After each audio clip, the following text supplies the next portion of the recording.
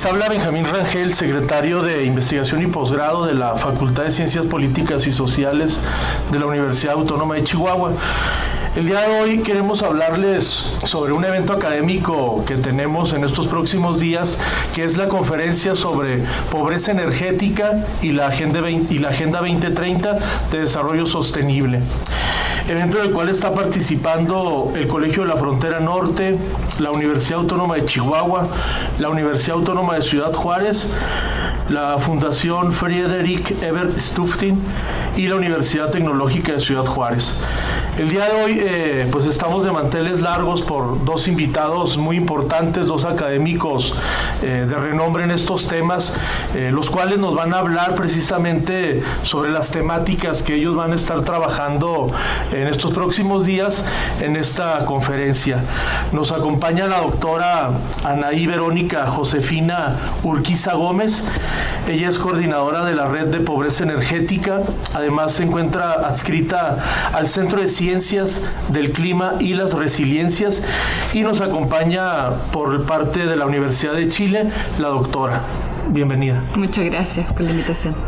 Y también nos acompaña el doctor Francisco Javier Maza Ávila, quien viene de la Universidad de Cartagena, Colombia, y él va a trabajar en estos días el tema sobre cultivos energéticos. Le damos de igual manera una muy cordial bienvenida. Muchas gracias por la invitación.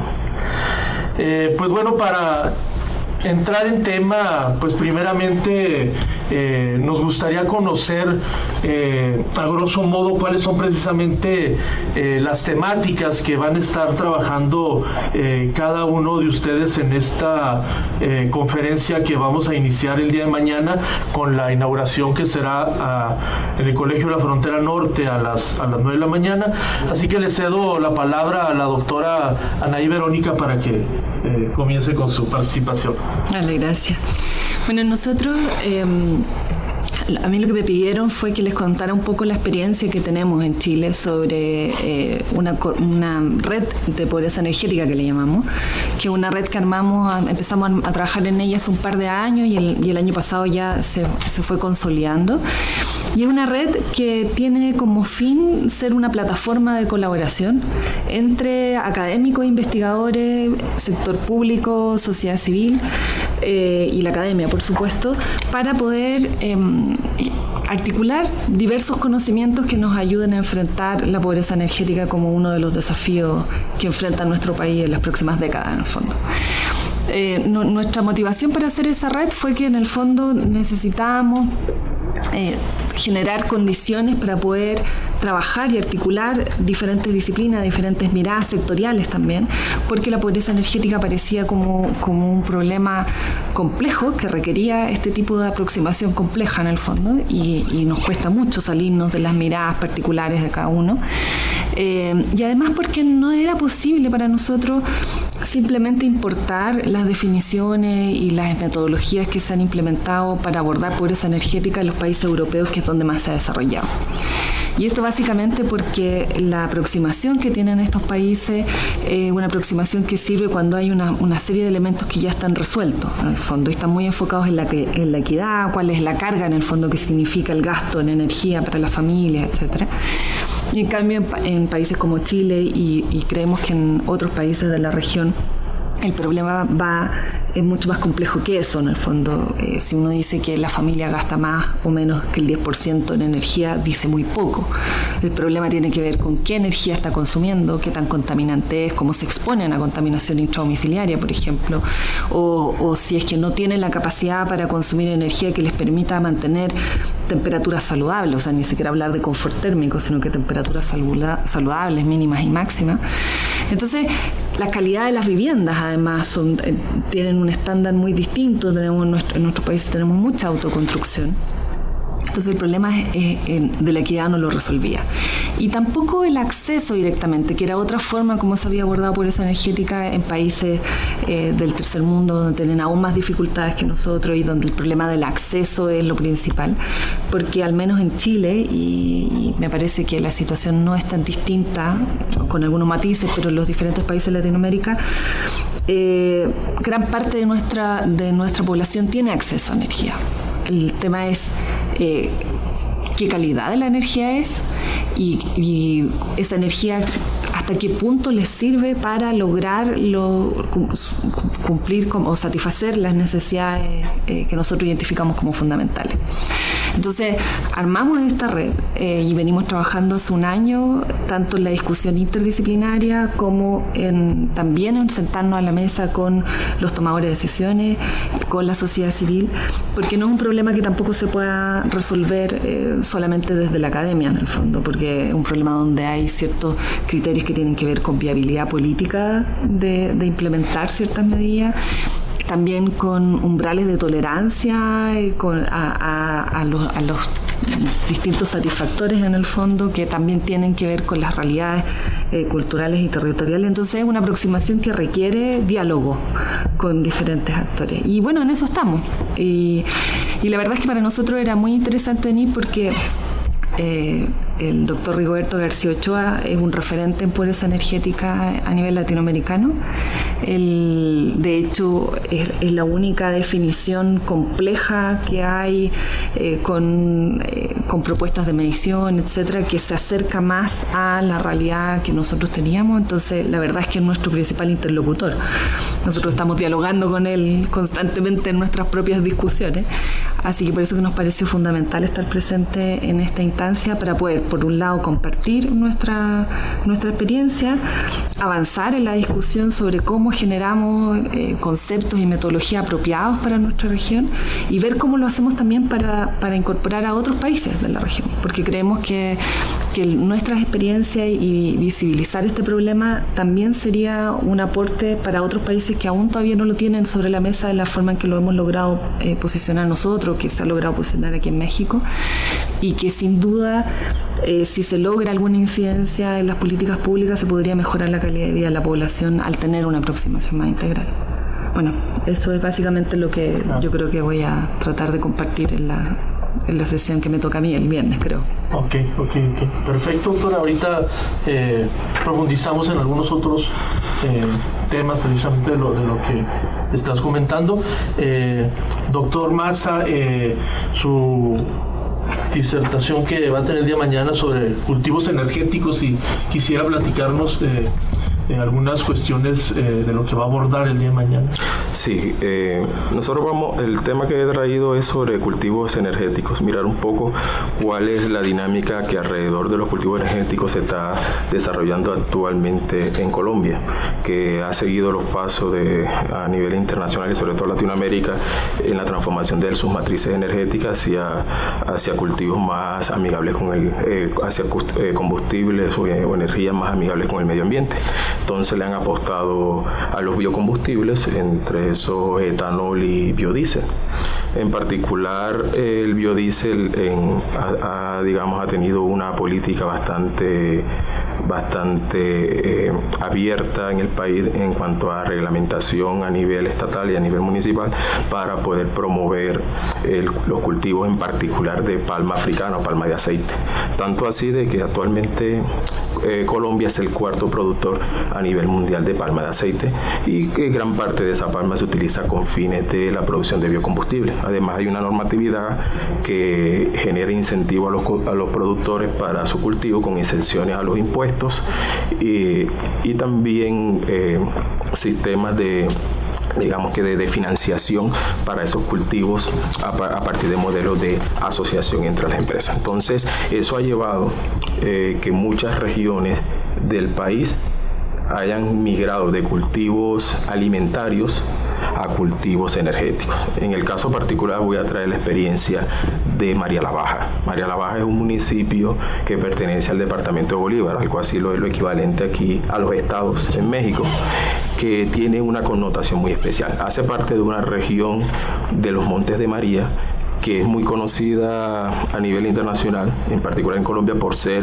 el epicentro en la región Caribe del conflicto armado colombiano. Por lo tanto, se estima de que esa región en particular, más del 50% de la población se desplazó por ocasión del conflicto armado. Entonces eso trajo unos grandes dificultades en cuanto a la producción agrícola, teniendo en cuenta que es una región concentrada sobre todo en productos agrícolas. Entonces, con la llegada en los años 90 del de los incentivos que luego comenzaron a ser más generosos, entrada ya el 2000, comenzó a cambiarse un poco la vocación hacia productos agrícolas que hacen parte de la cesta básica alimentaria de la misma región, ahora a migrar a cultivos energéticos, en particular palma de aceite. Se estima que más del 50% del área sembrada en María la Baja es palma de aceite,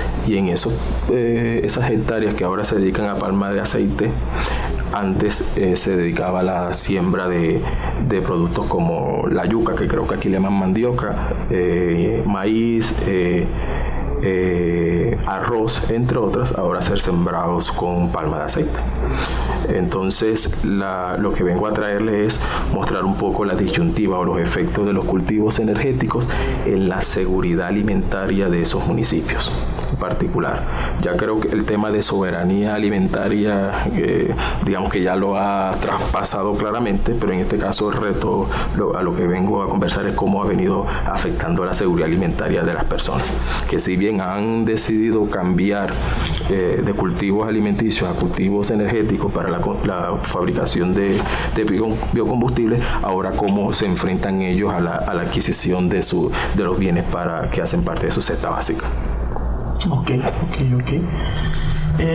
Bueno, una pregunta general para ambos. Sí, me gustaría conocer un poco más a fondo, en el caso de lo que comenta la doctora, en este trabajo de la red donde se encuentra la sociedad civil organizada, la academia, en el trabajo que han estado ustedes desarrollando en estos años.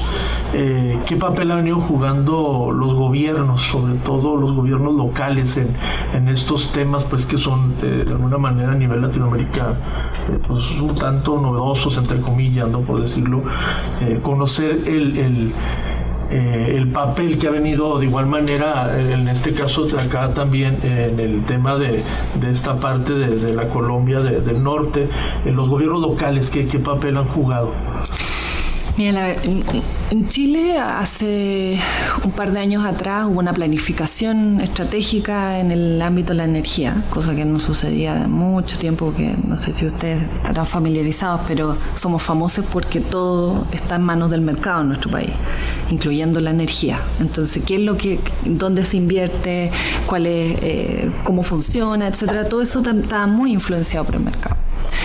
Y hubo un esfuerzo de planificación en temas de energía liderado por el Ministerio de Energía, y ahí en esa planificación apareció el concepto de pobreza energética.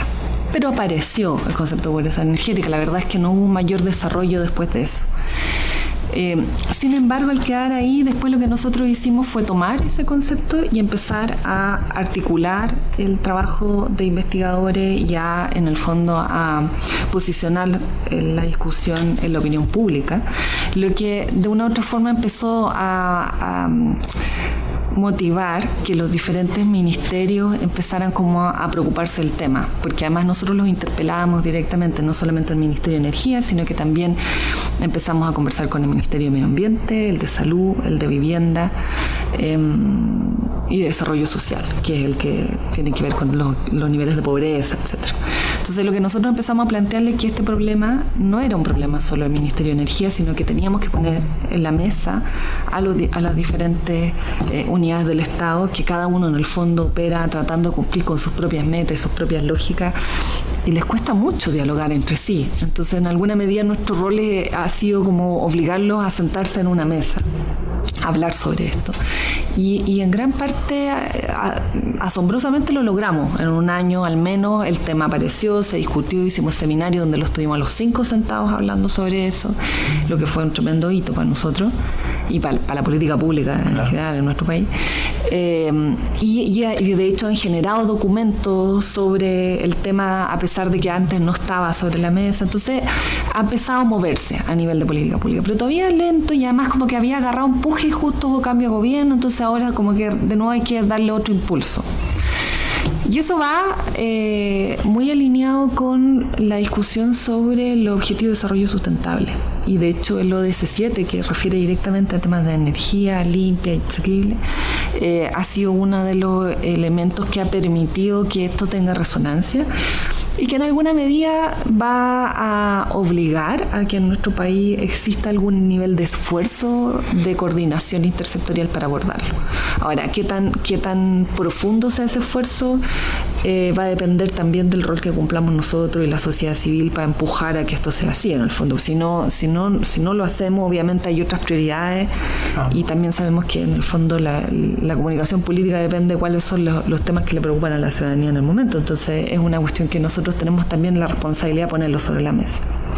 Ahora, a nivel local, así bien interesante porque también tenemos algunas experiencias. Nosotros tenemos un programa que son las comunas energéticas, que le llaman, que es un tipo de planificación a nivel local, que recibe un financiamiento desde el Estado y a partir de eso se generan ciertas estrategias. Y nosotros hemos hecho una alianza con una empresa del sector privado que importó este modelo desde Suiza, pero que el de la planificación a nivel local, pero que además se ha acercado a la preocupación por la pobreza energética. Entonces con el sector privado y con un municipio, por ejemplo, se hizo un piloto de pobreza energética donde se hizo un diagnóstico, se aplicaron medidas y ahora estamos haciendo un seguimiento para ver qué es lo que implica generar ese tipo de medidas, cómo funciona la transferencia tecnológica, qué barreras hay para lograr mejor eficiencia energética, etcétera. Y la idea es que nuestro propósito es que a partir de esa experiencia tratar de generar algunos lineamientos de buenas prácticas y recomendaciones que permitan que en las planificaciones energéticas locales se empiece a considerar la pobreza energética como un elemento importante para poder así abordarlo de forma más integral y a lo largo del país. Y para eso ha sido súper interesante la cooperación a nivel local. Por ahora solamente tenemos un municipio que está trabajando directamente con nosotros, pero hemos postulado algunos fondos para trabajar con más municipios que tienen diferentes contextos territoriales y culturales para poder hacer el ejercicio en esos diversos contextos y ver si es que podemos generar aprendizajes que nos permitan mejorar estos modelos y generar conocimiento que además puede escalar a otros niveles, incluso latinoamericanos, si es que somos exitosos en el fondo. La red es la que está procurando estos fondos para poder ampliar, pues. La red, claro, y lo hacemos dentro de la red en conjunto con sociedad civil, con estas consultoras privadas, con apoyo de los ministerios, pero claro, estamos empujando por conseguir financiamiento para pilotear experiencias y generar aprendizaje ahí, en el fondo, en el terreno. Perfecto, gracias. Doctor Maza. Sí, creo que un tema interesante sobre este punto es que con respecto a los cultivos energéticos existe ya una política nacional para fomentar dichos cultivos energéticos como parte de la transformación de la matriz productiva energética del país. Y eso implica de que al existir esa política se han desplegado todo un conjunto de incentivos, de herramientas para operacionalizarlo en la práctica, de tal suerte que las personas vean incentivos para dedicarse a la siembra en este caso de la palma de aceite, que es el que estoy abordando de forma particular. Entonces, ¿cuál es el problema? No es el hecho de que existan esos incentivos, porque no se está en contra de los cultivos energéticos, sino que también es cierto de que hay otro tipo de cultivos que son autóctonos de la región que no tienen ese mismo apoyo. Entonces suceden cosas como que la palma solamente en 10 años ha incrementado el 1000% en cuanto a las hectáreas dedicadas a su cultivo solamente en la región en la que estoy. Más de 1000% aumentado en 10 años. Entonces, frente a otros cultivos que no tienen esos incentivos tan importantes. Entonces, ha existido una política clara en una región que también tiene unas connotaciones por ser haber vivido con tanta intensidad el conflicto armado, porque el hecho de que se haya vivido esa disrupción en cuanto al al hacer de las poblaciones en los territorios, llevó a que llegaran personas también a aprovecharse de esa condición de desplazado y de la necesidad que tenían las personas para comprarle las hectáreas. Entonces, La Palma comienza a aparecer hacendados que tomaron esas hectáreas, que las compraron a precios muy baratos para dedicarlos a La Palma, y aprovechando también infraestructuras que habían sido diseñadas hace 40, 50 años para cultivos alimentarios, como por ejemplo el arroz, que es una zona que fue muy conocida durante mucho tiempo por los cultivos de arroz, a sembrar. Habían distritos de riego, incluso infraestructura para garantizar el riego continuo de los cultivos, a utilizarlo para sembrar palma.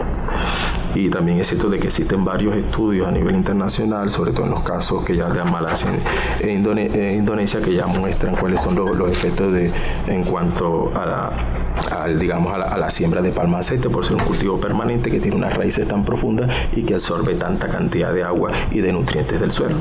Pero lo interesante es que la gente lo sabe. O sea, desde el punto de vista de la población, los que se están dedicando a sembrar palma o los que trabajan en las fincas donde siembran palma saben de cuáles son esos implicaciones, tanto en la consecución de alimentos como los daños probables que traen al suelo, sobre todo cuando se quiere pasar de un cultivo permanente a un cultivo transitorio, que la raíz es menos profunda y por lo tanto no alcanzan a tener, si no es debidamente tratada la tierra, no van a tener la oportunidad de obtener los rendimientos que pudiesen tener si la tierra no hubiese sembrado esos cultivos. Pero el problema es que la gente se enfrenta a una discusión muy importante. Así, listo, generó una discusión fortísima, nos organizamos como en el municipio para no sembrar palma y buscar otro cultivo, pero es que si sembramos cultivos alimenticios tenemos que estar pidiendo que llueva para que no se dañe, pero que no llueva mucho para que no se inunde, porque o pasa lo uno, pasa lo otro, pierden los cultivos. Mientras que con la palma, que tiene tanto incentivo y tantas prerrogativas, aun a pesar de que sigue siendo un cultivo cuya producción y explotación tiene un carácter monopsónico, un solo comprador en el territorio, le es mucho más rentable esas condiciones que estar sembrando los cultivos alimenticios.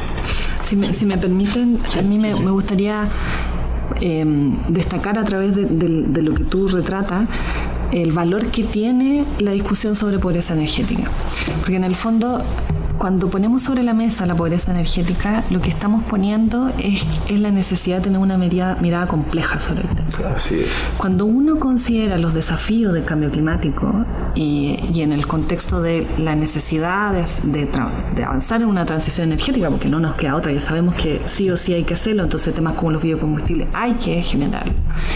O en nuestro país, por ejemplo, el tema de la hidroelectricidad también era una alternativa importante para poder reducir las emisiones.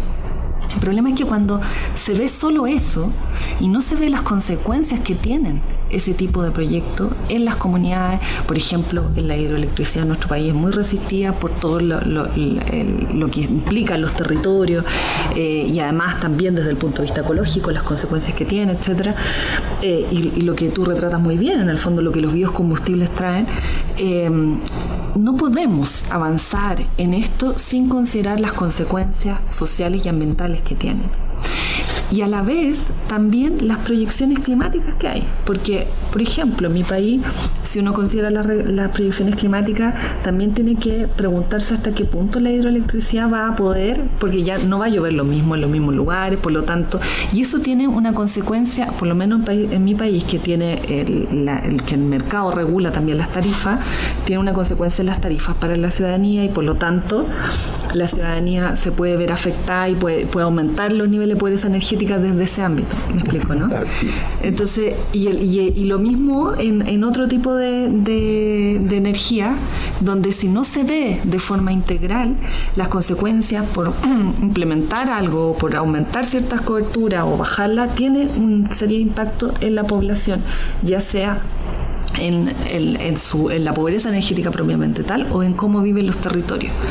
Entonces, pobreza energética uno podría decir que es una excusa para que miremos estos problemas de forma integrada, con una mirada, que nos obliguemos a sentarnos a dialogar y que no, porque no es posible que solucionemos solo los biocombustibles y no lo que implican los requerimientos energéticos para la población, o solo la hidroelectricidad y no eso, o solamente nos enfoquemos, por ejemplo, en cuáles son los requerimientos energéticos de la población y decimos, miren, para lograr el desarrollo que necesitamos, nuestros ciudadanos tienen que consumir mucho más energía si es que lo miramos como con la fórmula normal entre energía y progreso. Y si hacemos eso, estamos perdidos, porque no tenemos, o sea, tendremos que llenarnos de termoeléctrica o energía nuclear y no es posible. Entonces, en el fondo, el desacople entre consumo energético de mala calidad, en el fondo, y la calidad de vida de nuestra población es fundamental. Y eso es una discusión que nosotros tenemos que llevar, que no la van a llevar los europeos por nosotros. Claro, y que no se ha resuelto todavía, porque también otro tema interesante, y a propósito de lo que estás comentando, es que también valdría la pena plantear estudios sobre la trazabilidad, como al estilo de la huella hídrica, en este caso la huella, no sé si llamarle huella energética, porque también es mirar, bueno, listo, genero biocombustibles, energías limpias, pero ¿qué tanta energía gasto para producir esa energía? Y que si el costo el costo de la inversión en energía, digamos que termina cubriendo y algo más que la energía que se termina produciendo. Claro, porque por ejemplo, si me pongo a deforestar para poder plantar, para generar biocombustible, en el fondo, por eso que también tengo que arar, tengo que hacer energía, los camiones utilizan energía, tengo que transportarla hasta llevarla a un centro de acopio, porque normalmente la planta de beneficio, la que extrae el aceite de la palma, está ubicado in situ, pero donde se da la mezcla son en las refinerías y hay que otro trayecto largo con unos fletes que son costosos, con un camión que usa petróleo para transportarse, para luego generar un litro de biocombustible. Entonces, ¿cuánto es la energía que yo estoy gastando para llegar allá? También me interesaría, además de las externalidades que implica cada decisión en el proceso. Sí, y lo otro es que eso también pone sobre la mesa la necesidad de abordar estos problemas considerando mitigación y adaptación en conjunto, porque esa es otra de las dificultades que tenemos. Cuando hablamos de cambio climático, mitigación va por un lado, adaptación va por el otro, pero resulta que yo genero medidas de mitigación. Por ejemplo, en mi país planto en el fondo planto bosque para poder capturar carbono, pero resulta que planto bosques de pino, eucalipto, que el consumo que tienen de agua es brutal, y tenemos gran parte de nuestras comunas en la zona centro-sur sin agua, y las proyecciones de cambio climático dicen que la escasez de agua va en aumento en esos sectores. Entonces, al final generamos estrategia de mitigación y generamos mayores problemas de adaptación. ¿Me explico? Entonces, pobreza energética precisamente lo que hace es poner sobre la mesa la necesidad de mirar esto de forma compleja, articulada, y obligarnos a dialogar y a mirarlo por más allá de solo desde donde cada una de nuestras especialidades o nuestros sectores tiene algo que decir en el fondo. Claro. Sí, pues totalmente de acuerdo. Desde un inicio que se planteaba esta parte de tener partir desde una epistemología de la complejidad para estos temas no es fundamental, como bien lo dijeron también en el caso de que por Latinoamérica pues no lo va a hacer nadie más que nosotros mismos. Es así que desde esa perspectiva, ¿no?, trabajar estos temas. Bueno, queremos cerrar esta pequeña charla con ustedes, agradecerles el que hayan estado aquí en los estudios de radio de la Facultad de Ciencias Políticas y Sociales de la Universidad Autónoma de Chihuahua, y los invitamos pues a este evento que será los próximos días 12 y 13 de abril en las instalaciones del Colegio de la Frontera Norte, en las instalaciones de la Facultad de Ciencias Políticas y Sociales de la Universidad Autónoma de Chihuahua y en las instalaciones de la Universidad Autónoma de Ciudad Juárez. Muchísimas gracias, doctora Anaí Urquiza solamente, no sé, Rigoberto me puso todos los nombres y no era necesario. Anaí Urquiza, muchísimas gracias por tu participación aquí el día de hoy, y doctor Francisco Maza, muchas gracias por la invitación. Y pues muchísimas gracias al auditorio, esperamos verlos en las próximas semanas. Gracias. Muchas gracias.